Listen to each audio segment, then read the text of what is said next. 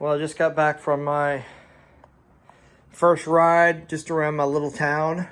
Still waiting for my pannier racks and put on some new tires of 130/80 17s and made a little knobbier. Put on the Bark Busters, some knockoff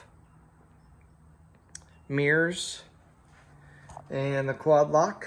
Put that on with the little adapter. Got those from AliExpress. Yeah, it's wonderful. Also have a larger windshield. So everything looks good. Oh, and I also bought this little rubber thing here. It had little side things, but I figured it would take away from the Himalayan look. So that's it, really. Just loving it. See you soon. Bye.